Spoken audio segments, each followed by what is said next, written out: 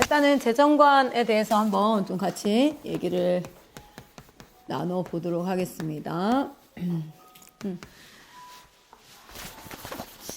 이제 이것저것 설명을 조금 제하고 실질적인 것만 좀 짧게 한번 40분으로 진행을 해보도록 할게요.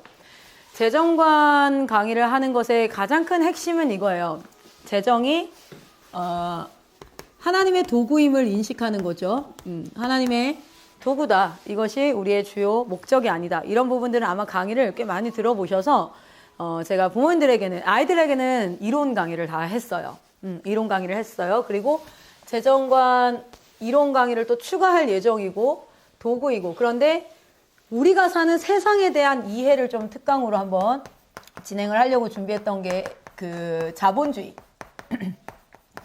우리가 살아가는 자본주의가 어떻게 운영되어지는지에 대한 메커니즘은 특강으로 진행을 할 텐데, 그때는 강의하게 되면 IM 선교의 그 유튜브 창으로 올라오게 될 거예요. 그래서 여러분들이 한번 같이 보시면 좋을 것 같아요. 그래서 요거는 기본적으로 도구이다라는 건데, 자, 우리 아이들이 사실상 이제 태어나서 20살이 돼서, 여러분 그 첫 월급을 얼마 정도 받죠, 저희가? 전 첫 월급이 70만 원, 저 첫 월급 180 받았구나. 제가 신문사에서 인턴을 했었기 때문에, 인턴도 180이었는데, 이런 참. 저희 어머니는 아직도 물어요. 아직도 70이냐? 너희는 호봉제도 없냐? 이러면서. 엄마, 충분해. 이러면은, 네가 나이 들어봐야 알아. 들 만큼 들었어요. 막 이렇게 얘기하는데, 얼마 정도 받는다 하죠, 우리? 거의 180에서 220 사이를 받는다라고 하죠. 아이들이 이제 20살이 아니라 사실상 대학생을 지나요. 대학생을 지나서 26살에서 28살 사이에 대체적으로 취업을 하게 되고 180만 원에서 220. 실제 많이 제가 그 고대 전작과 나왔던 오빠가 구미에서 구미 어디에서 이제 첫 삼성에서 월급을 받았는데 380을 받았다 하더라고요. 그러면서 그분이 저한테 재정 상담을 하셨어요. 얼마를 적금해야 될까? 무조건 70%지. 그러니까, 그래, 그렇게 많이 해야 돼? 막 이렇게 이제 얘기를 했었는데, 자, 한 달에 이 정도 돈을 이제 운영해야 될 거예요. 성인이 되어지면. 근데 우리나라가 되게 특이한 게, 이렇게 중학생, 그리고 고등학생, 대학생 때, 사실 대학생 때 한 달 용돈을 70만 원 받는다 하면은 꽤 많이 받는다라고 생각해요. 대학생도 용돈 얼마 주세요? 유겸이? 안 줘요? 그럼 걔는 알바를 하겠네요? 그러면 알바하기 전에 직전 용돈이 얼마였어요? 직전에는 학교 다녔기 때문에. 여기 IM 다녔구나. 얼마 줬죠, 그때? 7만 원. 7만 원. 근데, 그러면은, 그냥 일반적으로 생각해봅시다. 중학생의 합리적인 용돈은 얼마인 것 같으세요? 중학생 되면. 한 달 용돈. 지금 중학생 있잖아요, 그죠? 고등학생 거. 고등학생이 돼버렸구만. 중학생 때 얼마 줬어요? 거의 안 줬어요. 필요할 때만. 필요할 때. 이렇게 주는 분들 되게 많으세요. 필요할 때 준다든지. 혹시 기억나세요? 내가 중학교 때 애를 얼마 줬더라? 이렇게. 고등학교 때 얼마 주셨어요? 5만 원? 다들 짜셨네요. 여기 있는 분들 다들 얼마 주세요, 지금 하늘이? 지금 그냥 자동이체로 2만 원씩 넣어주고요. 2만 원씩이요? 네. 그리고 집에 와서 뭐 필요하다 그러면 필요한 거 그때 사줘. 야, 여기 제일 짜네요. 2만 원이면. 저랑 그렇게 약속을 했거든요. 그래요? 저 필라 가기 전에. 본인이 아껴버리겠다. 이렇게 해서, 결단을 했구나. 어쩐지 하늘이가 요새 매점을 안 쓰더라. 집에 컵라면 좀 사다 줘야겠네. 자, 대체적으로 용돈 얼마 정도 생각하세요? 중학생 용돈, 고등학생 용돈.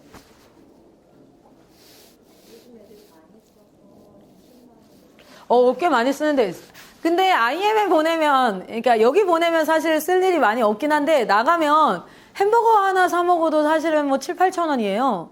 그러니까 애들이랑 한번 같이 먹고, 이렇게 하면은, 그거를 한 10번만 해도 한 7, 8만 원이 들어가고, 생일 선물하고 하고 이렇게 하면은 20만 원? 그 정도도 될 수 있을 거고요. 여러분, 일단은 제일 먼저 첫 번째 오류가 뭐냐면, 우리가 용돈을 뭐라고 생각하는 거냐면, 용돈이 이퀄, 내가 뭘 사고 싶은 거. 이걸 조금, 내가 사고 싶은 것을 사는 것이 용돈이다라고 생각을 해요. 부모님들도. 그 용돈 개념 안에. 그런데 제가 그거부터 교정을 할게요. 용돈은 무엇이냐면 용돈은 이퀄 생활비입니다. 여러분 생활비는 내가 옷 사는 거, 머리 하는 것만 들어가 있지 않죠. 여러분 생활비에 뭐 들어가 있어요? 장 보는 거. 그리고 뭐 이제 보험료 나가는 거. 그리고 집 월세 나가는 거. 이런 것들이 다 포함되어져 있잖아요. 여러분 아이들에게도 용돈 이퀄 생활비가 돼야 돼요. 그렇게 해서 아이들이 용돈 이퀄 생활비가 되어져서 기본적인 생활, 한 달 내가 생활하는데 얼마 정도지? 라는 것들을 말로가 아니라 이 실제 재정 교육을 통해서 인식이 돼야 되는데, 그래서 제가 추천하기를 중학교 기본 용돈을 40만 원으로 추천을 합니다. 고등학생도 거의 한 40에서 50만 원 정도? 뭐 이렇게, 이게 이렇게 하면 되게 많아 보이는 이유가 뭐냐면 이걸 다 쓴단 말이야. 애들이 이렇게 해요. 근데 여러분 그게 아니라 여러분 월급 들어오면 그 월급이 다 그냥 여러분 옷 사고 화장품 사는데 쓰지 않죠. 거기에서 카드값도 나가고 생활비 다 나가고 먹는 거 입는 거 월세 보험 뭐 전기세 이런 거 싹 나간단 말이에요. 그러니까 애들 안에도 그 개념이 심겨지기 시작해야 돼요. 그래서 저희가 지금 IM 여기 이제 삼천리 오고 나서 하려고 하는 프로젝트 첫 번째가 뭐냐면 재정교육이었고요. 그 재정교육에서 이 아이들이 처음 나가서 버는 월급을 실제로 한 달 동안 운영하고 저축하고 생활력 있게 살아가야 되는데 여자애들은 생각보다 좀 꼼꼼하게 그렇게 하는 애들이 있어요. 근데 여자애들도요 화장품 사고 뭐 하느라 첫 월급, 두 번째 월급, 세 번째 월급 막 다 날린 애들이 있어요. 남자애든 여자애든 어쨌든 재정교육. 자, 그래서 이 정도를 한 달에 운영할 수 있는 정도로 아이들을 양육을 해놔야 되는데, 그러려면 사실은 재정교육은 어디서부터 시작되냐면 5살에서부터 6살 정도부터 재정교육이 시작됩니다. 그래서 돈 얘기를 시작한다는 게 아니라 제일 먼저는 아이들한테 먼저 가르치는 건 나눔이에요. 나눔과 배품에 대해서 가르칩니다. 좋은 거는 나눠 먹는 거야. 왜냐면 이 아이들은 궁극적으로 재정이라는 도구를 통해서 하나님이 어떤 재정을 흘려보내실 때 그 통로가 되어야 되거든요. 그렇기 때문에 나눔과 그리고 배품에 이 마인드가 오픈 마인드로 열려져 있어야 돼요. 그래서 제일 좋은 건 5살, 6살 때쯤부터 시작하는 게 제일 좋은 이유가 그때 아이들은 뭐든 지금 제가 이제 그 아이 때 둘째가 딱 그 나이 때인데 저희 집에 나만 하는 게 없어요. 다 나눠줘요. 다 갖고 나가요. 여러분 그때가 있는 거 아시죠? 저희 집에 여기가 아이스크림이나 과자를 사 먹을 수 없으니까 우리 그레이스 선교사님이 사과 주스 아세요? 사과 즙자 놓은 거, 팩에 들어가 있는 거. 그거를 한 팩을 사주셨어요. 그거를 얼려가지고 먹으면 천연 아이스크림이에요. 그게 몇 개 들어있는지 아세요? 100개나 들어있어요. 진짜 많이 들어있었어요. 그래서 냉동실에 다 얼려놨어요. 일주일 만에 다 먹었어요. 우리 집에 필리비가 한 친구를 나눠줬어요. 그랬더니 그 친구가 이렇게 먹고 돌아다니니까 어떤 몇몇 아이들이 야, 그거 어디서 나니까 필리비가 줬다니까 필리바 나도 먹고 싶어. 그러니까 필리비가 우리 집에 많아. 와. 그래서 그거에서 일주일 만에 100개를 다 넘어서 동네 간식을 제가 다 베풀었더라고요. 그렇게 막 나눠주는 시기가 그때거든요. 근데 그때 잘못 우리가 나눔에 대해서 가르치지 않으면 그때부터 애들이 내 거, 안 줘. 이렇게 해서 딱 내 거를 챙기기 시작해요. 그래서 그 나이대가 사실은 나눔을 배워야 돼요. 여기 아이들도 보면은 내 거 절대 안 돼. 건들지도 못하게 이런 친구 있으니까 그런 친구들은 사실은 흘려보내기가 너무 어렵죠. 그래서 1차적으로는 나눔과 배품을 계속해서 연습하고 특별히 생활 가운데 그렇게 아이들이 나눔 훈련이 안 돼 있어 보이는 아이들은 선생님들이 일부러 그 친구를 통해서 뭔가 계속 나누는 걸 세팅을 해줘요. 패밀리 때도 걔를 통해서 음식 나누는 거나 뭐 하는 거나 해서 다른 사람을 계속 먹이는 것들. 그래서 그 사람들이 고맙다라는 인사를 들어보고 계속 나누는 연습을 시키거든요. 그 나눔과 배품이 지나고 나면 아기 때는 내 거라는 개념이 없으니까 어떻게 돼요? 다 나눠줬잖아요. 그때 이제 뭘 시작해야 되냐면 자기 소유에 대해서 자기 소유에 대해서 이제 체크합니다. 요때가 언제냐면 용돈이 나가기 시작해야 될 때예요. 그러니까 내가 할 수 있는 내 돈, 내 거. 그러니까 엄마 아빠 것도 다 내 거였거든요. 엄마 아빠 것도 다 내 거였는데 이제 진짜 내 거가 생기는 거예요. 그래서 자기 소유 기본이 이제 시작되는데 이 아이에게 용돈이라는 개념을 주기 시작하고 그 용돈으로 1차적으로 소비를 연습하게 합니다. 이 소비를 연습하는 것을 통해서 뭐 합니까? 돈의 가치를 확인하게 돼요. 그런데 지금 중학생, 고등학생 된 친구들에게는 요 소비의 개념까지는 특별히 없어도 돼요. 왜냐면 얘네들은 이미 다 소비하고 있거든요. 그래서 우리가 생활력 있고 시가를 확인할 때 어떻게 시가를 확인해요? 예전에 어떤 이제 그 김성교 선교사님 오셔서 설교를 하는데 자기는 꽃을 사주는 게 그렇게 돈 아깝대요.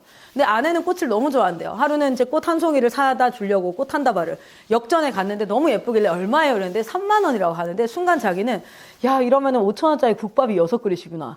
이렇게 딱 떠오르는데 못 사겠다는 거예요. 그래서 내가 국밥을 그래도 사야지 하고 3만 원짜리 사줬는데 너무 막 예쁘다고 이렇게 감동을 하길래 근데 속으로 다음에는 안 사주긴 할 거라고 이렇게 속으로. 근데 이제 뭐냐면 이게 생활력이죠. 자기가 이 물건이나 돈을 딱 들었을 때 딱 계산이 되잖아요. 가치가 확인이 되는 것처럼. 자, 그런데 우리 아이들은 이미 이게 형성이 돼 있어요. 자, 자기 소유가 있으면 자, 이 자기 소유를 가지고 1차로는 소비를 하지만 자, 2차부터는 무엇이 시작돼야 되냐면 아이들이 소비만 하는 게 아니라 지출 개념이 들어가기 시작해요. 어떤 개념이냐면 자, 대체적으로 매일 용돈을 주는 것이 처음엔 좋아요. 작은 용돈을 그냥 깎아서 먹고 조금조금하게 뭐 하루에 500원씩 초등학교 저학년을 얘기하는 거예요. 그러나 지금 여기 친구들은 이 과정을 스킵할 거예요. 자, 그래서 데일리로 용돈을 줘서 얼마다 시가도 확인하고 이런 것들이 확인이 되어지고 나면 그러고 나면 아이들이 이제부터는 서서히 자기 용돈을 받는데 그 용돈이 어떤 개념이 되어지냐면 생활비 개념이 되어질 수 있게. 그래서 데일리 용돈을 언제로 주냐면 일주일 단위로 주기 시작합니다. 일주일 단위로 주기 시작할 때는 첫 번째 학용품. 학용품 파트라든지, 그러니까 공부에 필요한 학용품이나 요런 그 팬시, 뭐 공책이라든지 이런 것들을 자기 용돈에서 살 수 있도록 하고요. 그리고 기본적인 생활 소모품 있죠. 생활 소모품. 샴푸라든지 린스라든지 이런 부분 있죠. 이 부분을 용돈에서 살 수 있게 이제 세팅을 하기 시작해요.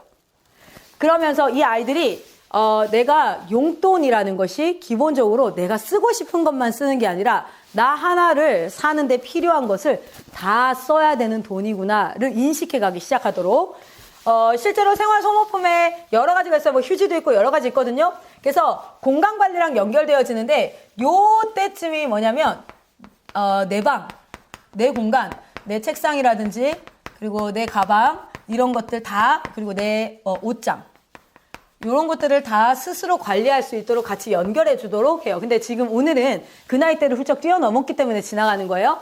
그렇게 이제 하고 나면 요 생활비 개념이 뭘로 가냐면 월 용돈으로 가야 됩니다. 이게 언제냐면 중학생 때예요. 중학생 때 월 용돈으로 넘어가면서 이 월 용돈일 때 한 달에 들어가는 웬만한 돈들은 다 용돈에서 나가도록 해야 돼요. 그래서 핸드폰 요금. 아까 얘기했던 학용품도 있을 것이고요. 생활용품. 제가 어떤 그 재정 강의를 실제로 시행하면서 브이로그로 올리시는 분을 봤는데 아이에게 아이 용돈에서 월세를 받으시더라고요. 아이 용돈에서 실제 월세를 받고 뭐 이렇게 해서 요 안에 들어가야 될 내용들을 다 세팅을 하고 그리고 여기에다가 그 아이의 의무를 책정하기 시작했어요. 나는 너한테 용돈을 주는데 거기에 대해서 네가 하나하나 배워가야 돼. 그래서 나중에는 엄마 없이 네가 혼자 스스로 살아야 되거든. 그래서 내가 너에게 주는 의무사항이 있어. 뭐냐면 우리 집 설거지는 다 네가 하는 거야. 우리 집 빨래는 네가 다 하는 거야. 뭐 이런 것처럼 의무사항을 줘요. 그리고 그것을 수행했을 때 용돈을 계속해서 나갑니다. 애들이요 편의점 사장님한테 편의점 사장님한테 일 안 하고 알바비 달라고 절대 얘기 안 해요. 걔네 편의점 알바하자는 되게 열심히 해요. 왜냐면 그만큼의 일을 주니까. 애들한테도 제가 얘기하고 야 너 알바하는데 일 하나도 안 하고 돈 달라고 그러면 누가 주냐? 안 주지. 집에서 아빠 엄마는 꼭 너한테 다 무조건 줘야 돼? 그게 아니라 아이들한테 제가 재정 강의 싹 하고 나서 너가 이제 이렇게 해서 한 달에 너가 사는데 여러분 보세요. 부모님들은 아껴요. 왜 아껴요? 부모님들은 예를 들어 우리 장난감 가게를 간다. 그러면 애들은요 뭐든 사고 싶어 하죠. 왜 그럴까요? 애들 입장에서 그거 공짜예요. 그런데 부모님 입장에서 뭐예요? 통장에서 돈이 뚝뚝 떨어져요. 그러니까 계산을 하게 되는 거예요. 근데 여러분 많이 생각해보세요. 백화점이 다 공짜다. 이러면 매일 가지 않겠어요? 매일 가야죠. 어떻게든 가야죠. 다 공짜인데. 애들 입장엔 장난감 가게는 그런 곳이에요. 공짜인데 할 수 있으면 엄마를 꼬셔서라도 가면은 어쨌든 나는 하나를 얻는데. 이렇게 계속 공짜의식이 생겨요. 그런데 그 아이들에게 요런 개념으로 일단은 처음에는 데일리 용돈, 그 다음 위클리 용돈, 그 다음 먼슬리 용돈, 그리고 그 안에 넣어야 될 항목들을 넣고, 그리고 여기에서 내가 관리해야 될 영역들을 실제로 방에다가 붙이세요. 아니면 청소라든지 뭐라든지 그것들을 80% 이상 잘 수행했을 때는 그 용돈을 주는 거예요. 그런데 그러지 않았을 때는 용돈을 주지 않는 거예요. 그런 식으로 해서 이 친구들이 자기가 합당하게 자신의 의무를 다해야 된다. 그러니까 부모님이 해주는 건 다 공짜라고 생각을 해요. 그런데 그게 아니거든요. 부모님은 자녀에게 옷을 사줄 의무는 없어요. 사랑해서 주는 거예요. 그런데 그 사랑이 아이들을 뭘로 키울 수 있냐면 도둑놈으로 키울 수 있어요. 그리고 그냥 공짜 의식으로 키울 수 있어요.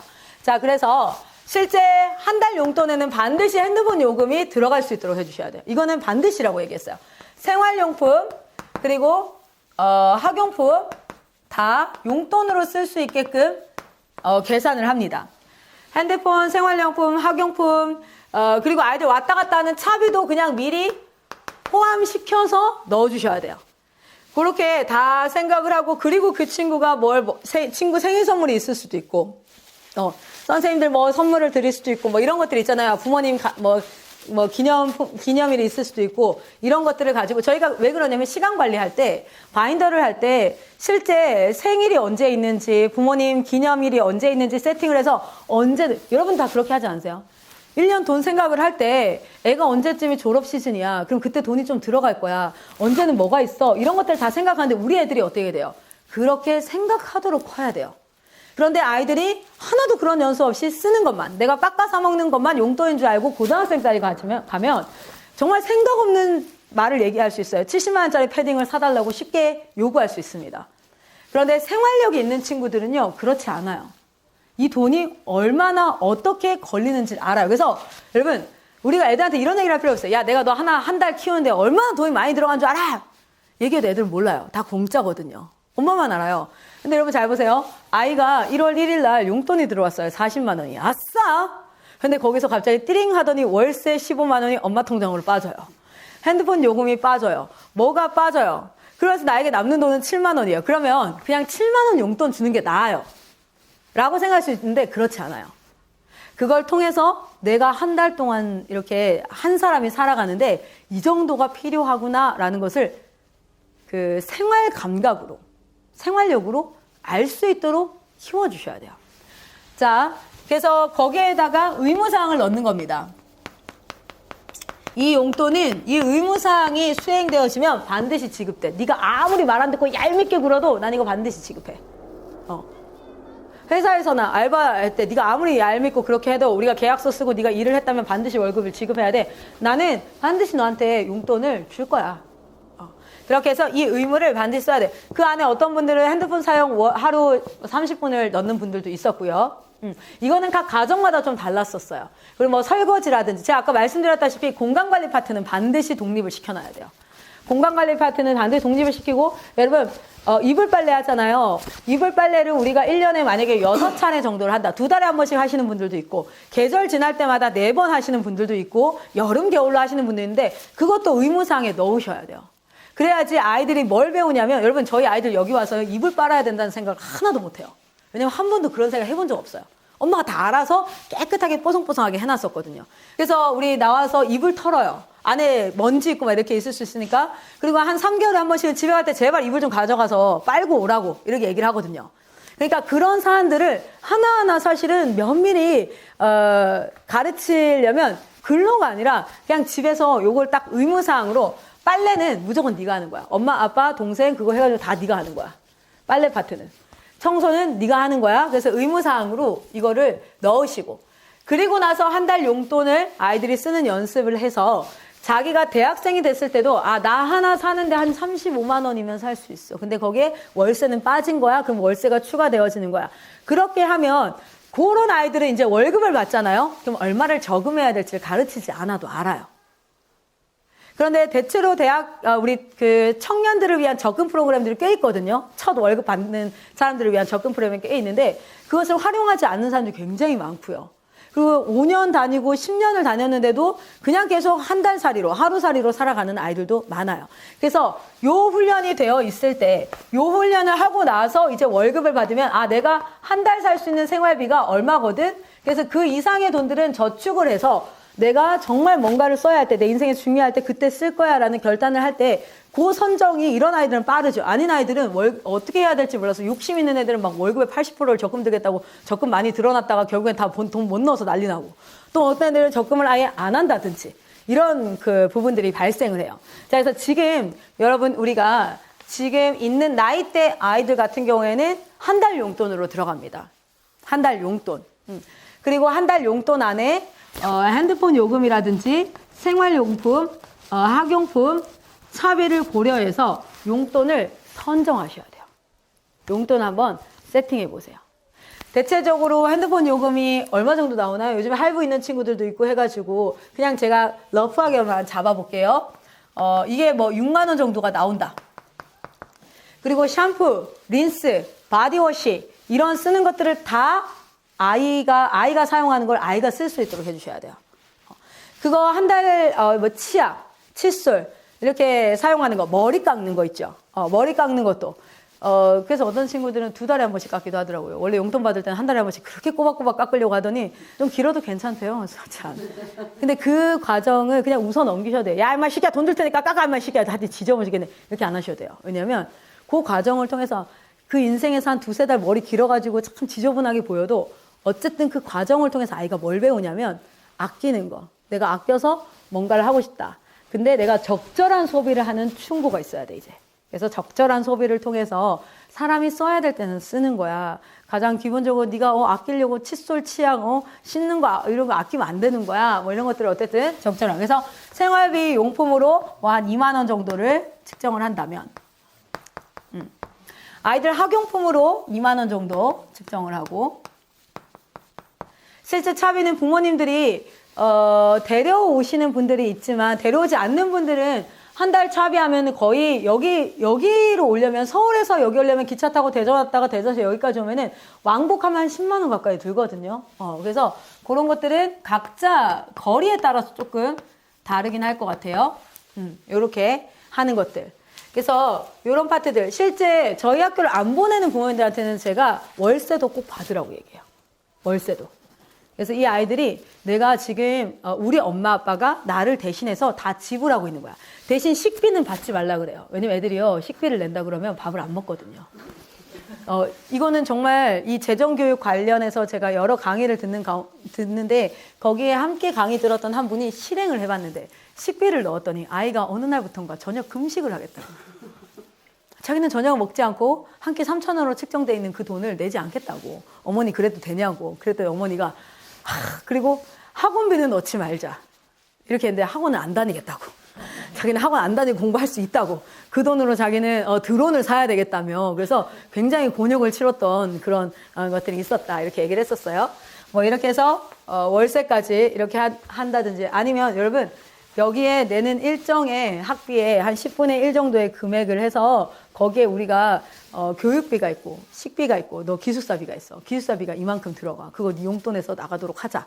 근데 이거는 사실은 그냥 아이에게 정말 알려주기 위한 항목이에요. 근데 아이들이 이렇게 돈이 들어왔다가 실제 그 분류대로 쓰여지는 것을 경험할 때 무엇을 알 수 있냐면 나 하나가 한 달 사는데 이 정도 돈이 들어가는구나. 이런 것들을 확인할 수 있거든요. 그래서 이렇게 이제 만약에 한다면 이 친구는 용돈이 20만 원이 되겠죠. 20만 원. 그래서 네네. 넣어야 돼요. 의료비도 꼭 넣어주셔야 돼요. 그래서 의료비는 계산을 하셔서 대체적으로 계절에 한 번씩 옷을 산다라고 계산이 되면 3개월에 한 번씩 사는 거니까 3개월 용돈을 모았을 때에 이 정도 옷을 살 수 있게끔 해주시면 돼요. 그러니까 그 금액이 제가 네네. 지금 아이들이 의류 사는 비용이 어느 정도가 드는지 그럼 다 가정마다 어떻게 사주세요? 지호는? 그러니까 그냥 뭐 노선을 해서 그러니까 아이가 요청하면 사주는데 최근에 그런 부분으로 제가 문제가 좀 돼서 맞아요. 그래도 지난 의무에 시간 많이 줘서 지난달 이번 달 사이에 정말 저희가 딱 이 지금 상황을 겪고 있어요. 맞습니다. 그래서 의료비 의료 얼마를 책정해줘야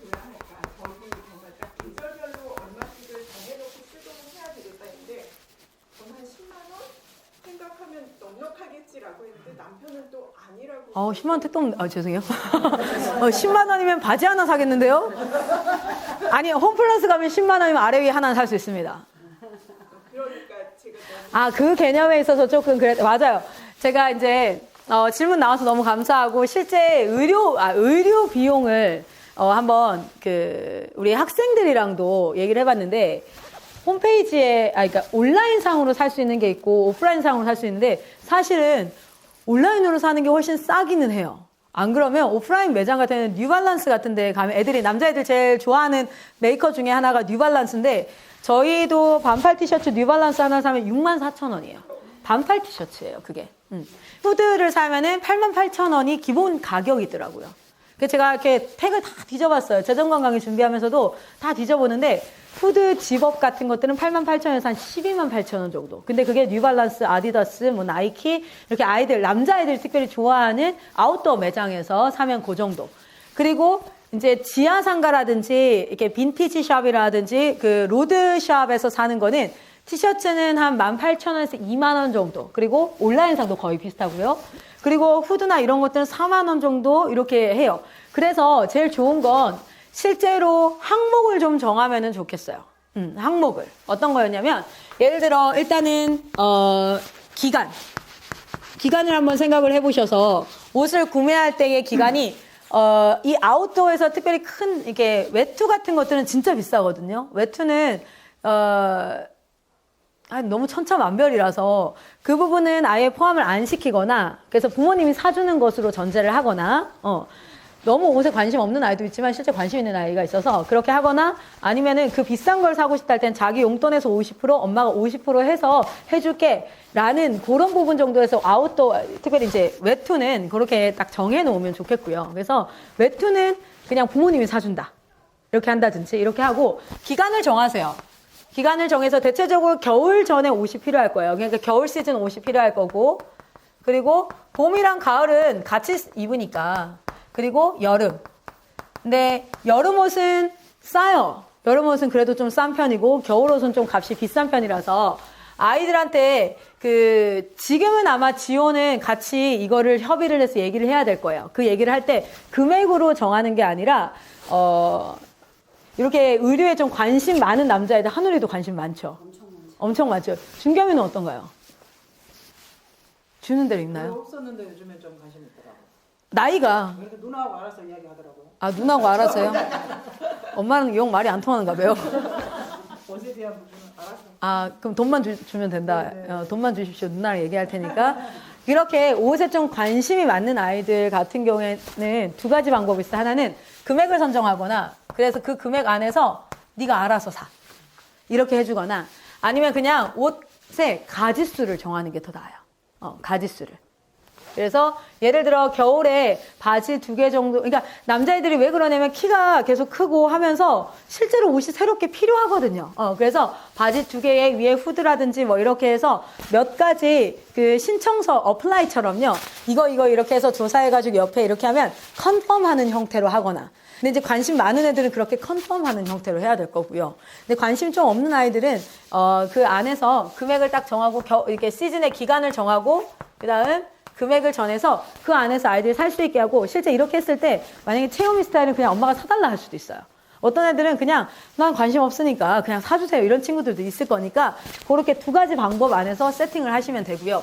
금액을 선정할 거라면 용돈으로 n분의 1로 나누시면 돼요. 만약에 3번은 사줄 거다 그러면 이 금액을 12분의 3이니까 4분의 1로 해가지고 용돈에 그냥 쭉 넣어가지고 그 용돈 안에서 옷을 살 수 있게 하시면 돼요. 그럼 어떤 아이들은 그냥 용돈에서 옷을 안 사요. 그리고 모으는 아이들도 많아요. 그런데 관심 있는 아이들은 가지수를 해서 엄마한테 나 이 옷이랑 인터넷에 알아봤더니 금액이 이렇게 해서 요 정도가 필요하다. 그래서 컨펌을 할 수 있게. 그렇게 해서 아이들한테 사주는 형태가 합리적이라고 생각이 되어져요.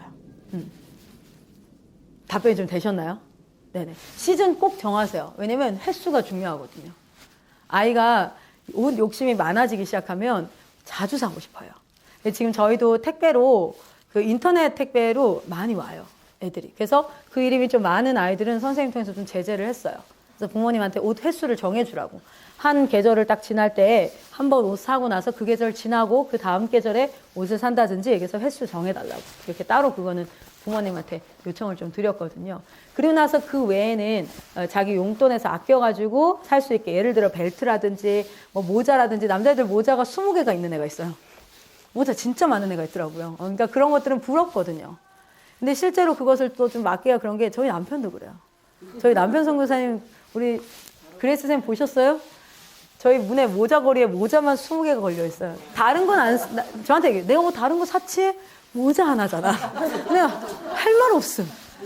그래요. 쓰세요. 그리고 나 한 번 산 모자 10년씩, 20년씩 써. 나 이거 대학교 때 쓰던 모자야. 알지? 그러니까.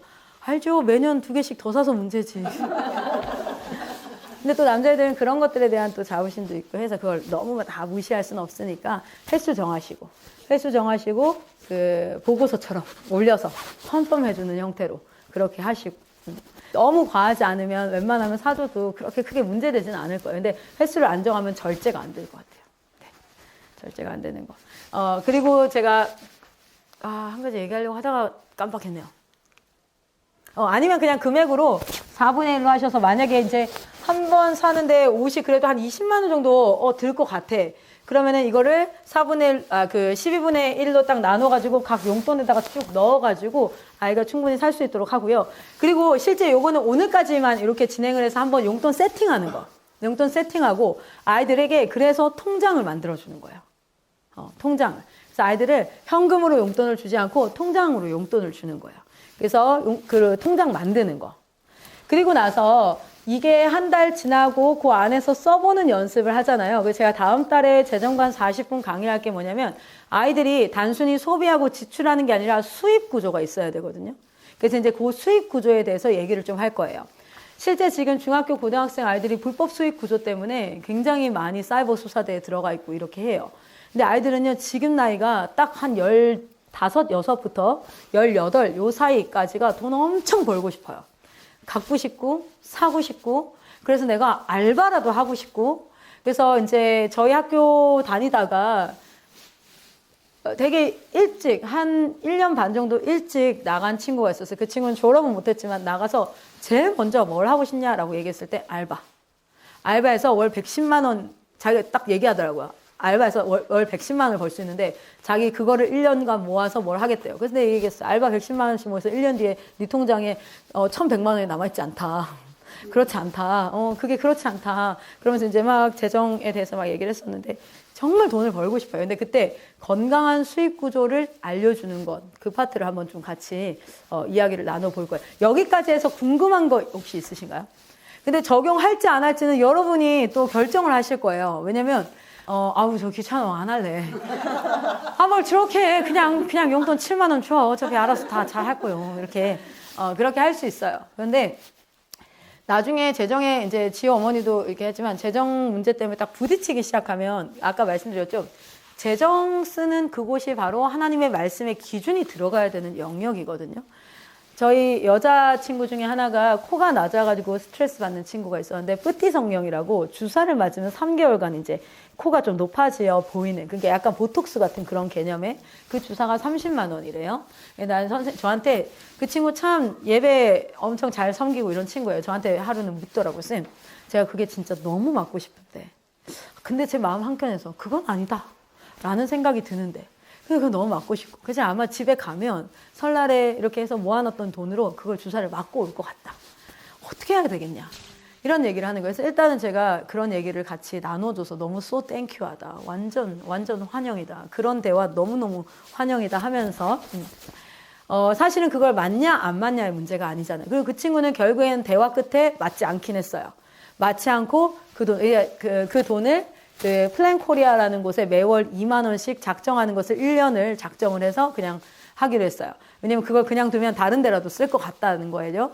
근데 이제 그걸 가지고 뭐냐면 제가 제 이야기를 해줬어요. 나는 지금 사실은 내가 막 자신감 있고 이런 건 아니지만 난 한 달에 70만 원을 받아. 그리고 사회에 나가면 내가 이 일을 안 하고 나가면 알바를 하고 식당에서 그릇을 닦더라도 아마 이것보단 더 많은 돈을 벌 거야. 나는 이렇게 생각해. 난 700만 원을 벌 수 있는 사람이야. 그런데 하나님 앞에 10의 구조를 하고 사는 거지. 그래서 내가 얼만큼 벌 수 있는지 이 정도 있다면 나는 나에게 주어진 나의 생활비로 내가 한 달 정도 살아가는데 하나님께서 그 돈 중에 주신 금액이 난 70만 원을 생각해. 난 그래서 이거에 충분해.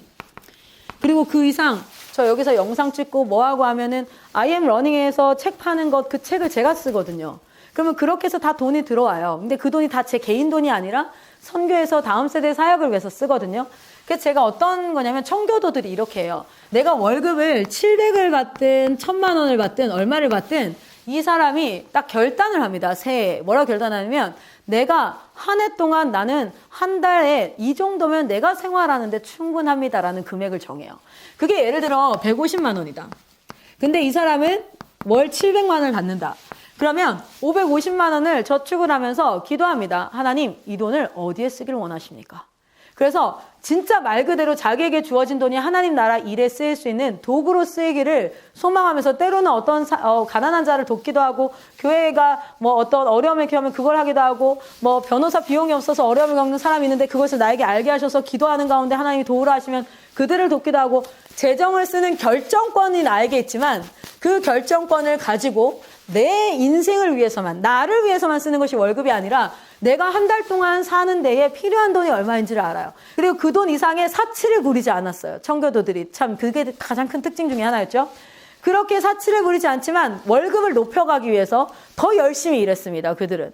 그리고 나서 남은 그 금액의 결정권을 가지고 기도하면서 하나님이 쓰시고자 하는 곳이 어디인가 그곳에 자기가 그 돈을 쓰는 것을 굉장히 큰 보람과 기쁨으로 느끼면서 그리고 그것이 하나님의 대리인으로서의 가져야 될 청지기로서의 가져야 될 그것이라고 생각하면서 썼어요. 그래서 제가 그 친구한테 해서 나는 70만 원을 벗고 그 외의 모든 금액은 하나님 나라 위해서 쓰겠습니다. 하나님 이 시대에 죽어가는 수많은 다음 세대 위해서 쓰겠습니다. 결단한 게 나야. 그래서 나는 이 70만 원이 나한테 굉장히 중요한 돈이지. 그리고 나의 삶에서 나는 그렇게 결정한 이유가 내가 버는 돈이 나를 죽이는 도구가 되지 않고 하나님을 대적하는 도구가 되지 않고 내가 버는 돈이 더 가치 있게 쓰였으면 좋겠어.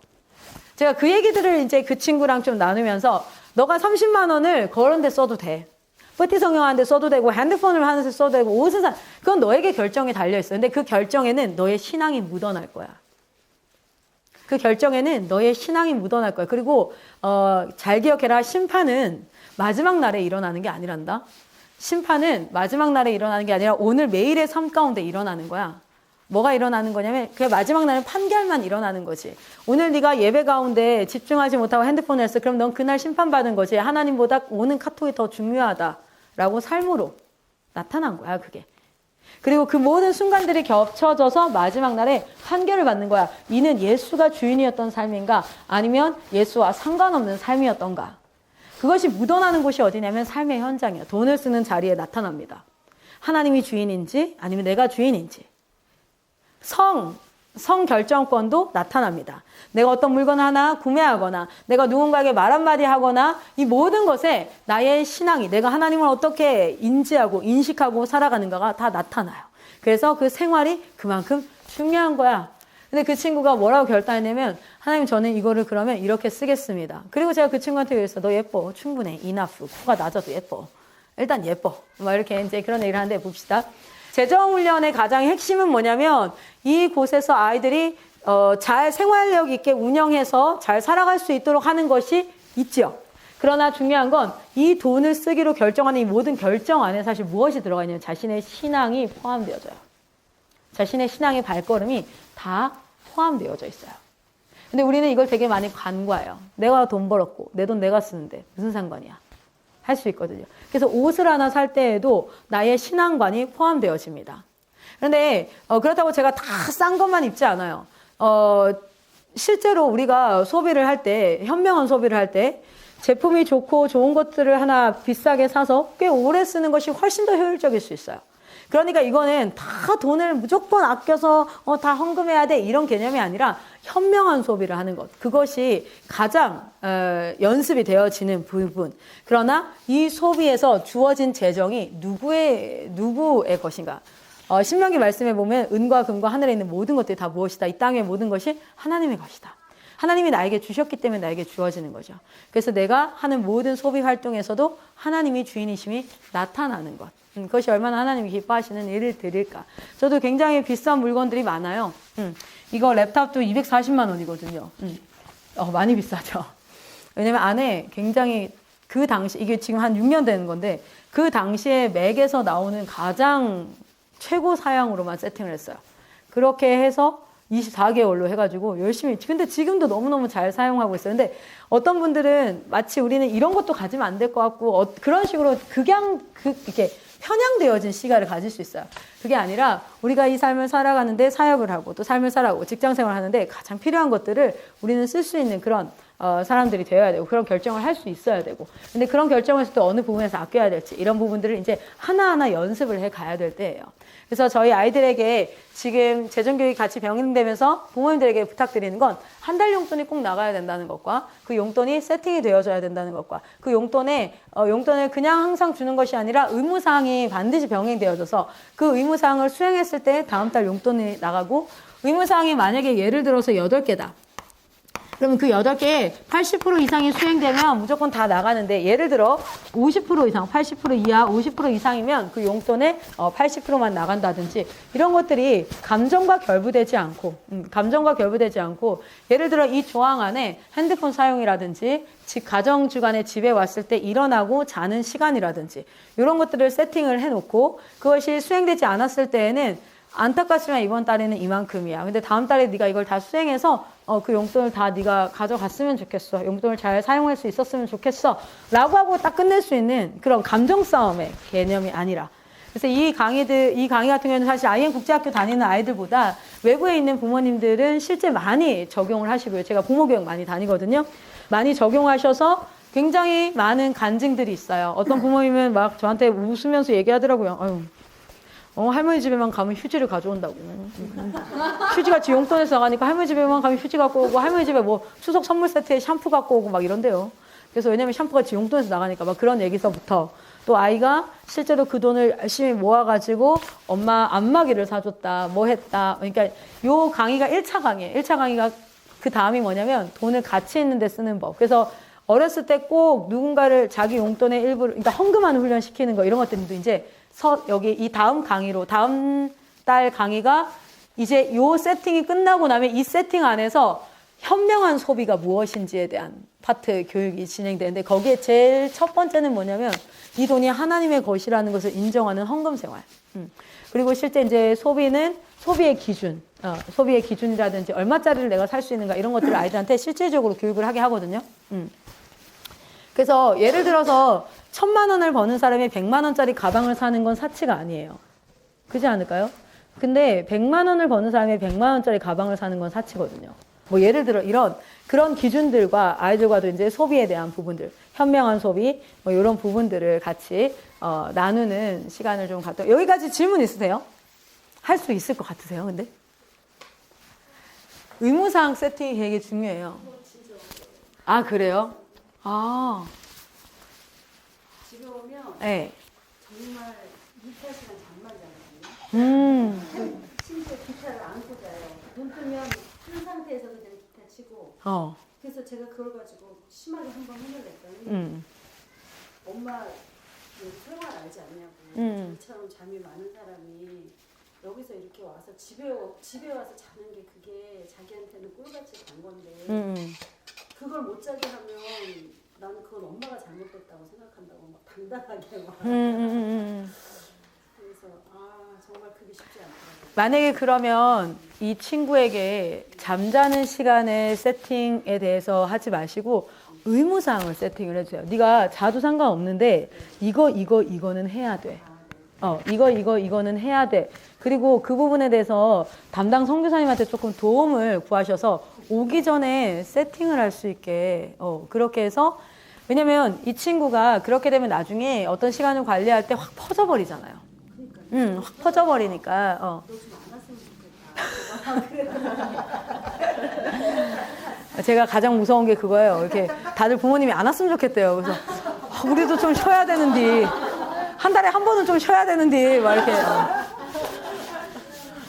이제 여기서는 이제 다 하니까 그렇게 하는데, 그래서 한 3가지 정도를 세팅을 해서 이건 했으면 좋겠다 이렇게 하는 거, 특별히 이제 공간 관리 파트에 있어서 빨래하는 것들이라든지 그러니까 삼시세끼 꼭 다 먹고 그리고 설거지하는 것까지 그렇게 하고 나서 나머지 네가 자든지 뭐 기타를 안고 있든지 물고 뜯든지 나 아무 상관없다. 그렇게 해라. 해서 꼭 해야 될 것들을 세팅을 해주셔요.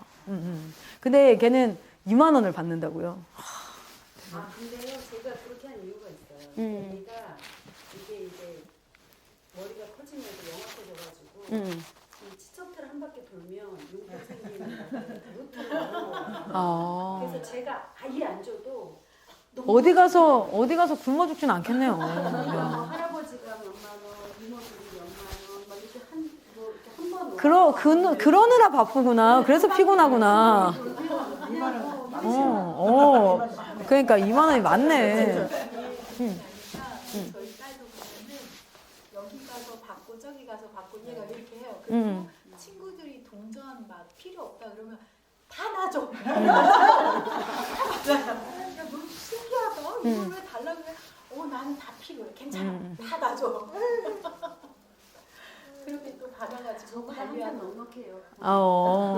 우리 채우미 어머니도 아까 얘기하시던데 나보다 너희가 더 넉넉하다 이렇게 얘기를 하는데 그래서 이제 1차 세팅 이렇게 하면서 사실 오늘 이야기 나누면서 나오잖아요. 뭐냐면 세뱃돈이라든지 이렇게 돈 받는 거 있죠. 그거는 인생에서 여러분 아시다시피 좀 큰 돈이 들어갈 때가 있어요. 그 어린 나이 때도 8살 학교 들어갈 때라든지 중학생 정도 되면 지금은 사실은 초등학교 9학년 정도 되면 애들 핸드폰 다 사야 되잖아요. 그렇죠. 아무리 안 사주려고 미루어도 초등학교 9학년 되면 사줘야 될 때. 그리고 중학생 정도 되면은 저희는 예전에 어학기나 PMP라든지 이런 거였지만 지금은 웬만하면 노트북들이 다 필요하게 돼 있어요. 그래서 이제 그런 걸 사야 될 때 그것들을 아이들이 준비할 수 있도록 20년 안에 언제 큰 돈이 들어가지. 그래서 그 플랜들을 같이 짜도록 해요. 특별히 중학생 때는 저는 할 수 있으면 아이들의 해외여행을 꼭 한번 할 수 있도록 그러니까 지금 옷을 많이 사주고 뭐 하는 것보다 중학생 때가 딱 언제냐면 인생을 꿈꾸기 시작할 때거든요. 그래서 중학생들이 요즘 꿈이 뭔지 아시죠? 요즘 중학생들 꿈이 1번이 건물주예요. 1위가. 서장훈이 꿈이래요. TV를 이렇게 많이 보니까 2위가 뭔지 아세요? 유튜버. 3위가 뭐냐? 외계인. 이 지구를 떠나고 싶대요. 그러니까 진짜 애들 상태가 그런데 그 중학생 때가 언제냐면 뭔가를 꿈꾸기 시작하고 이런 인생을 살고 싶다라는 생각이 막 올라올 때 빠른 애들은 초등학교 한 5학년, 4학년 이때부터 올라오지만 그래서 그 나이 때 사실은 넓은 세계를 한번 보면서 자기가 있던 공간에서 좀 벗어나서 넓은 세계를 보면서 여기가 다가 아니야. 그래서 이 아이들에게 더 넓게 나아가고 싶은 마음을 좀 한번 열어주는 텀이 필요해서 전 중학생 때 단기 선교 가는 것은 실제 선교의 의미도 있지만 아이들이 하나님이 창조하신 넓은 세계를 볼 수 있는 것에 대한 기회이기 때문에 꼭 그들의 나이 때 근데 초등학교 저학년 때나 이럴 때는 엄마랑 아빠랑 해외여행 갔던 게 그렇게 기억이 안 남아요. 진짜 사진만 기억에 남아요. 그리고 엄마를 통해서 들어요. 너 여기 갔었어? 그러면 애들이 그래요. 아, 그래. 뭐 이러고 끝나는 거예요. 그런데 중학교 때는 달라요. 그래서 초등학교 아주 고학년이나 아니면 중학교 때는 그런 계획들. 그리고 사실 고등학교 1, 2학년 때도 한번 가면 좋은데 그때는 실제 아이들이 좀 자기가 관심 있는 파트에 있어서 저희가 단기 선교 갈 때에도 미국 무빙 클래스는 꼭 세팅하는 게 대학교 중심으로 좀 많이 세팅을 하거든요. 그 월스트리트 가라든지 아이들 직업선에 관심이 있을 만한 그곳을 보여줘서 그런 것들을 좀 꿈꿀 수 있게 하는 그런 파트로 한 2타임 정도는 저는 꼭 추천을 드려요. 저한테도 저희 대학교 은사님이 저한테 이런 얘기 했어요. 대학생 때 8번의 방학이 있어. 그 8번 내내 한국에 있지 않겠다고 나랑 약속해라. 그러면 너가 평생 살아가는 데 있어서 굉장히 큰 보물을 안고 갈 거다. 제가 그 약속을 지키지 못했어요. 8번 가운데 7번 나갔어요. 근데 진짜 지금도 제가 그때 경험했던 세계와 그때 봤던 많은 것들이 그때 그냥 제가 제 친구들 대다수 공무원 시험 보러 노량진 갔거든요. 그리고 취업 준비하고 이렇게 했는데 그때 저는 꿈을 꾸게 되더라고요. 그런 것들이 있어요. 그래서 그런 장기 계획 플랜을 짜서 거기에 아이들한테 그것들을 준비할 수 있도록 하는 것들이 참 필요해요. 저희 아들이랑 첫째 아들이랑 저랑 지금 계획한 게 뭐냐면 제가 40세가 되는 근데 이제 저희 아들이 9살, 10살 될 때쯤 저희가 지금 돈을 모으고 있거든요. 반드시 우리가 성지순례를 가자. 그래서 엄마가 성지순례 가이드 해줄게. 나도 처음 가는 건데 어쨌든 할 수 있을 거야. 여기가 베드로 어쩌고저쩌고 할 수 있을 거야. 그래서 우리가 그걸 계획하자. 이 친구는 지금 설날에 레고를 너무 사고 싶거든요. 근데 그거를 안 사기로 결단하더라고요. 그리고 여기 같이 사진 봐요. 거기 여기 이런 게 있고 비행기 타고 가면 우리가 여기로 갈 거고 여기로 갈 거고. 근데 어느 날 저한테 이런 얘기했어. 엄마 근데 그리스는 갈 수 없나요? 터키에서 그리스는 되게 먼데. 이런 것들을 같이 얘기를 하면서 어쨌든 그런 것들을 같이 좀 할 수 있는. 근데 이미 좀 나이가 들어가지고 이게 빨라가지고 그죠? 그래서 걔는 그런 것들을 모아서 또 필라 대학 지금 유학 준비하고 있으니까 그쪽으로 갈 수 있게 하는 것들. 근데 오늘은 사실은 가장 기본기 세팅이었습니다. 한 달 용돈 세팅하는 거, 의무사항과 너가 네 용돈에서 나가야 되는 거. 이건 내 용돈 내가 너에게 해줘야 될 게 아니라 네 용돈에서 나가야 되는 거. 거기서 좀 별개로 생각했던 건 의료 비용이었어요. 그래서 의료 비용 같은 경우에는 넣어서 그냥 그 아이가 그 아이 용돈 안에서 살 수 있게 하는 것들이라든지 아니면 실제 분기별로 용돈을 한 타임을 줘서 매달 나가는 용돈은 20만 원이었는데 여름 옷 사기 전에 용돈에서는 15만 원을 추가해서 주고 네가 그것을 한번 사보도록 한다든지 겨울 용돈에서는 겨울 옷은 사실은 15만 원 가지고 사기가 어려울 거예요. 그래서 뭐 20만 원, 25만 원 추가해서 용돈을 사게 한다든지 그래서 선택해도 돼. 엄마랑 같이 가도 되고 친구랑 같이 가도 되고 누나랑 같이 가도 되고 그런 건 상관없어. 그래서 아이들이 그 안에서 쓸 수 있도록 하는 것. 근데 반드시 들어가야 되는 건 의무사항이에요. 의무사항 꼭 넣으세요. 이게 제가 요 부분을 나중에 추가적으로 계속 교육이 진행되겠지만 의무사항이 들어가야 되는 이유가 뭐냐면 부모로서 나에게 어떤 책임을 다 못 해주면 엄청 열받아 하거든요. 애들이. 엄마가 왜 나한테 이런 거 안 해줘? 아빠가 어떻게 나한테 이런 걸 안 해줘? 근데 자녀로서도 해야 될 의무가 있다는 건 몰라요. 그렇죠? 원래 빨래는 네 빨래는 네가 하는 거야. 지나가던 어떤 아저씨가 나한테 빨래 해달라 그러면 내가 어떻게 생각해서 미친놈 아니야 이렇게 생각하지. 남의 빨래야. 너랑 나는 남이야. 우리가 가족이지만 전혀 독립적인 인격체야. 네가 태어날 때 아무것도 못하는 상태로 태어나서 내가 해주고 있던 거야. 근데 이제 네가 또 충분히 세탁기 돌릴 줄 알지. 빨래 넣을 줄 알지. 갤 줄 알지. 근데도 내가 해줘야 돼? 아니야. 이제 네가 해야 돼. 사실은 8살, 9살 되면 자기 빨래 자기가 해야 돼요.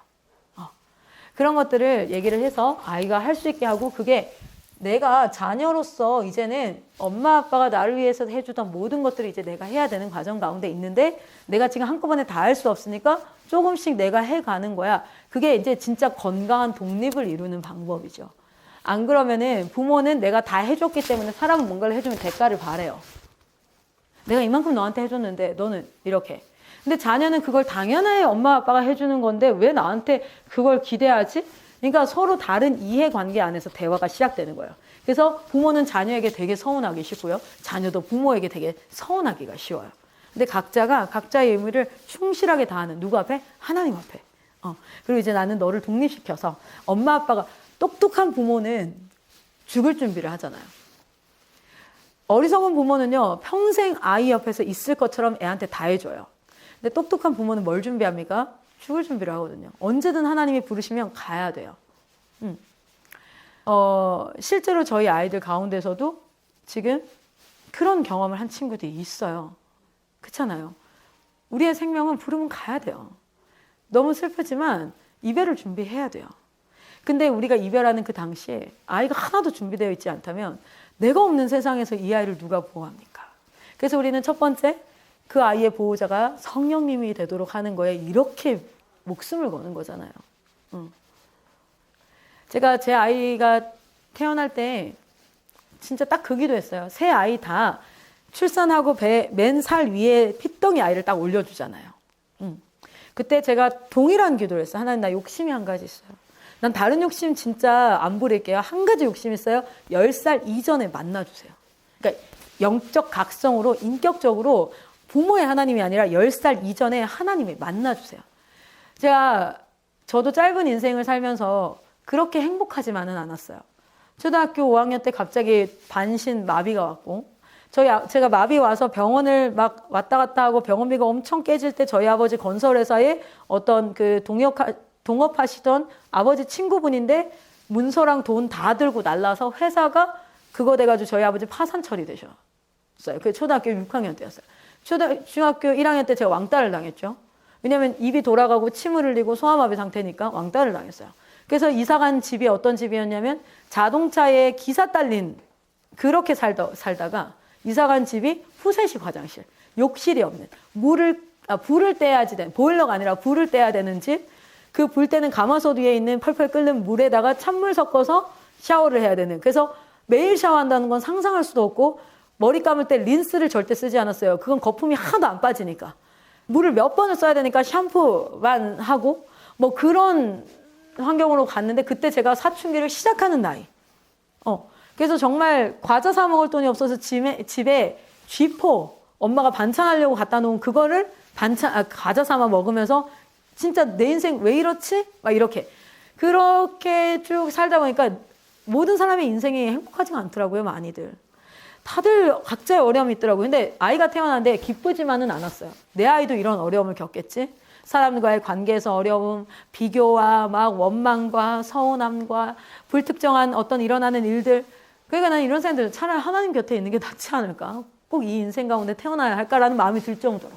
애가 태어났을 때 그래서 하나님 내가 우리 아이한테 100억을 갖다 꽂아줄 수 있다 할지라도 통장에 그래도 확신할 수 없는 게 인생이군요. 내가 한 가지 하나님의 소원이 딱 한 가지 있습니다. 하나님이 내 아이의 주인 되어주세요. 그러면 이거를 헤쳐나갈 수 있겠는 거예요. 제가 그랬으니까. 그래서 제 그 3번의 기도가 동일하게 그거였어. 하나님 10살 이전에 만나주세요. 나 이건 욕심낼랍니다. 나 이건 진짜 욕심낼랍니다. 이거는 이거는 정말 하나님 만약에 내 목숨을 취하셔서 그 기도에 응답하신다면 난 죽겠습니다. 그런 마음이 들 정도로 해서 그 3번의 기도를 드렸어요. 그래서 우리가 첫 번째 이 자녀 양육에서 첫 번째 핵심은 구원사역이죠. 우리 아이의 주인이 하나님이 될 때 내가 없어도 괜찮아요. 그땐 내가 없어도 괜찮아요. 그래서 우리가 여기에 목숨 거는 거잖아요. 그래서 여러분 그렇게 열악한 대전 IM 국제학교도 여러분 자녀를 보냈던 게 그거 하나였잖아요. 거기에서 뭐 좋은 교사를 받습니까? 아니면 좋은 시설을 받습니까? 뭐 거기 학교 보낸다고 여러분한테 뭐가 아무것도 없었어요. 딱 하나였잖아요. 신앙. 그리고 두 번째 여러분 내가 없을 때 이 아이가 사람과 어울려 살 수 있어야 되거든요. 사람과 어울려서 이 사회에서 어울려 살면서 할 수 있거든. 누군가를 도울 수 있고 누군가를 이렇게 할 수 있는 그런 사람으로 살아야 하기 때문에 여러분 공동체 가운데 우리가 이런 부분들을 배우죠. 그래서 재정관을 배우는 이유도 저는 아이들이 넉넉히 나눠줄 수 있는 사람이었으면 좋겠어요. 700, 1000을 벌어도 항상 부족하다는 사람이 있고요. 70을 벌어도 나눠주는 사람이 있어요. 그걸 경영할 수 있는 사람이 있어요. 경영하지 못하면 항상 빚을 지고요. 경영을 하는 사람은 항상 풍요 가운데 살더라고요. 그래서 아이들이 전 정확하게 자신이 오늘 한 달 나에게 주어진 돈이 얼마인지, 그러니까 하나님이 나에게 주신 것이 무엇인지를 정확하게 알고, 그리고 그것을 잘 경영해서 요셉처럼 잘 경영해서 그 주변 국가들도 먹여 살리는 아이들도 컸으면 좋겠어요. 그래서 1차 강의를 세팅하고요. 제가 2차 강의 들어가면 아이들한테 이 돈을 어떻게 가치 있게 쓰는가. 똑같은 돈을 써도 5,000원을 써도 어떤 사람은 누군가를 풍성하게 쓸 수도 있고요. 전 그런 애들 정말 많이 봐요. 우리 IM 국제학교 아이들 안에서도요. 민유젠 아이들 안에서 얼마 전에는 한 선교사님이 좀 아파가지고 계속 수도에 계셨으니까 한 친구가 자기 매점에서 자기가 제일 먹고 싶은 거, 그 선교사님 그걸 싫어해요. 근데 그것은 조금 그랬지만 자기가 제일 먹고 싶은 걸 사가지고 쪽지를 써가지고 선교사님한테 갖다 드리는 거예요. 저는 그런 작은 행위들이 나중에 어떻게 연결되어지냐면 실제 제가 재판을 진행하는데 이번에 제가 변호사함을 딱 들어갔는데 저희는 변호사를 돈 주고 썼죠. 근데 거기 사건이 하나가 있는데 제가 그걸 딱 지켜보고 있으니까 변호사님 그거 참 딱한 사연이에요. 그래서 왜요? 그러니까 위자료교회 목사님이 방역법을 어겨가지고 6천만 원을 받았대요. 그거를 6천만 원을. 근데 그게 왜 그랬냐면 그 성도분이 하여튼 뭐 이렇게 오해가 있어서 나중에 이제 이 성도분이 목사님한테 이제 약간 뒤집어 씌운 거죠. 그렇게 해가지고 했는데 어쨌든 6천만 원을 받았는데 6천만 원을 다 낼 수는 없는데 그 사람이 또 2심을 가서 변호사를 1,000만 원짜리 변호사를 써가지고 들어간다는 것 자체도 재판에서 의미가 없다는 거예요. 왜냐면 6천만 원 내기 싫어서 넌 1,000만 원짜리 변호사 써서 들어왔냐? 그럼 국선 변호사를 써야 되는. 막 이렇게 얘기를 하더라고요. 그래서 제가 이제 있는 가운데 거기서 이렇게 한 분이 그분 제가 돕고 싶다. 이렇게 이제 얘기를 하면서 자기 돈을 그렇게 쓰시더라고요. 근데 제가 그런 걸 보면서 그러니까 이 목사님이 기도하셨을 거예요, 분명. 하나님 직접 돕지 못하잖아요. 하나님은 육이 아니시니까. 와서 옆에다가 돈을 1,000만 원 뚝 떨어뜨린다. 이렇게 하지 않잖아요. 하나님의 일하심을 봐요. 하나님은 기도하는 그 사람을 통해서 수많은 기도하는 자들 가운데 기도하면 하나님의 마음을 부으세요.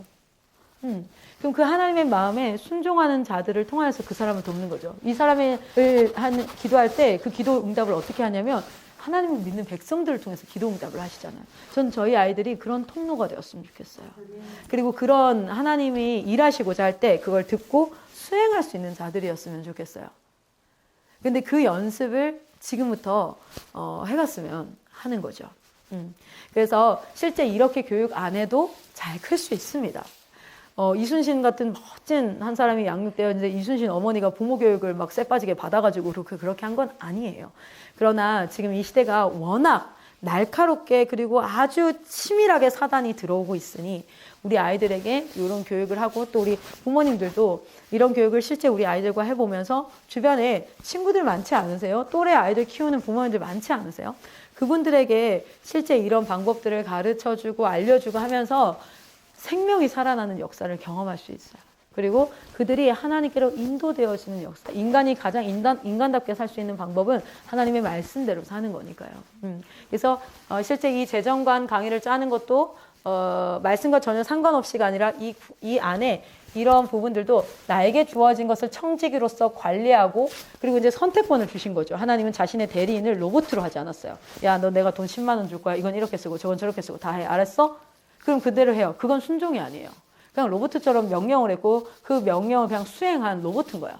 그런데 우리에게 자유의지를 주죠. 그리고 우리를 통해서 하나님의 마음이 어디 있을까를 고민케 하죠. 생각케 하고 분별케 하죠. 그리고 그 마음을 기쁘시게 하도록 하는 것을 고민하다가 결단하고 그 행동을 하면서 정말 그 안에서 하나님의 마음을 찾아가게 하고 이렇게 하나님의 역사하시니까 우리 아이들이 재정을 쓰는 것에 있어서 궁극적으로는 그렇게 가기를 원해요. 근데 그 첫 스텝이 먼저로는 나에게 주어진 것이 얼마인가, 그리고 나는 무엇을 관리하고 얼마만큼 해야 되는가, 그리고 나에게 의무는 무엇인가, 가정에서 내 의무는 무엇인가, 이렇게 해서 이거를 좀 잘못 생각해서 너 수학 몇 점 맞아오면 용돈 줄게 할 수 있어요. 근데 그런 형태가 아니라 여기 내가 우리 가정 안에서 공간, 요번에 세팅할 때는 공간, 그리고 핸드폰 사용, 이걸 좀 넣어주셨으면 좋겠어요. 이거는 너가 지켜. 그랬을 때 난 이렇게 할 거야. 그리고 자는 시간, 일어나는 시간, 아까 얘기했던 것들이라든지 그거를 먼저 해서 하면서 한 달에 한 번씩 가족 회의를 통해서 나중에는 변경도 가능하도록 아이가 건의할 수도 있어요. 엄마 이건 좀 빼줬으면 좋겠어. 이건 정말 아닌 것 같아요. 그럼 같이 고려해서 빼보기도 하고, 부모 입장에서 이건 좀 추가해야 될 것 같다 했을 때는 같이 회의를 해서 추가하고, 그렇게 어떤 문제든지 간에 화내고 윽박질러서가 아니라 항상 대화로 협의해서 충분히 할 수 있어. 이것들이 배워져서 사회에서도 회피하거나 아예 공격을 해버리거나 아니라 대화를 통해서 그 문제를 해결해 갈 수 있는 방법들을 찾아갔으면 좋겠습니다.